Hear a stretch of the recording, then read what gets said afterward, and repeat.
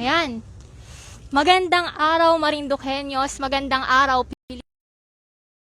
Ako si Hannabel R. Marquez mula sa Marinduque News Network.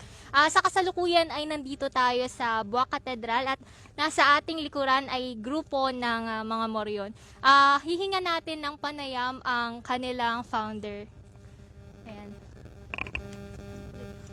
Tuloy po natin at ipamana natin ito sa ating mga kabataan at sa mga susunod pang henerasyon. Sa ganun po, ang ating pananampalataya at panata ay makisutuparan hanggang sa magpakailanman. Sir, matanong ko lamang po, ano pong pangalan ng inyong samahan? Kami po yung tinatawag na Black Knights ng Mugpog, Marinduque.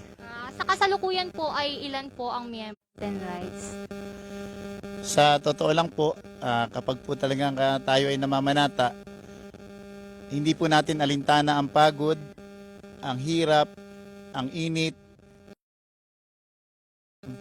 Bagkus nakikidalamhati po tayo sa paghihirap ng Panginoon.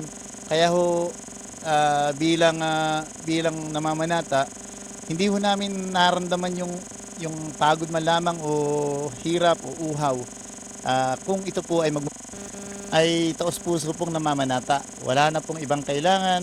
Kailangan lang po ay namamanata at sumasampalataya. Meron po bang age limit?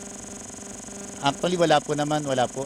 Mas bata po, mas maganda pong mahubog ang kanilang pananampalataya. Sa ganun po ay tuloy-tuloy po at isalin sa mga susunod pang henerasyon ng ating mga gawaing ito. Sa kasalukuyan po, ilang taon po yung pinakabatang kasali sa inyo? Ang pinakabata po namin sa ngayon, Nasaksihan natin ang pagsabi ni Sir sa kanilang